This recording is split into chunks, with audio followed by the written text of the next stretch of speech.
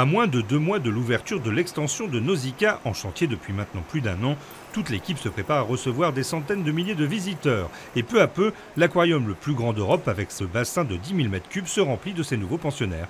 Après les mérous, les sardines, voici donc les platax, 2 drôles de poissons qui aiment ces grands espaces que propose l'extension du centre de la mer et qu'on appelle poissons chauve-souris.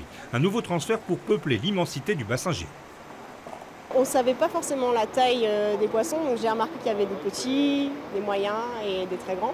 Donc on va sélectionner en fait les tout petits, vraiment vont aller dans ce qu'on appelle les réserves, pour qu'on s'en occupe vraiment spécifiquement.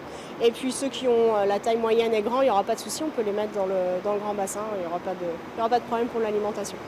L'arrivée des poissons est bien sûr le plus spectaculaire, la face émergée si on peut dire de l'iceberg. Mais c'est partout dans l'immense lieu que tout le monde s'active pour réussir l'ouverture du 19 mai. Mais même si la pression monte jusqu'au jour J, le directeur Philippe Valette se veut confiant. Sur le chantier, tout se prépare bien. On est en train de finaliser toute la muséographie, de mettre au point tous les audiovisuels.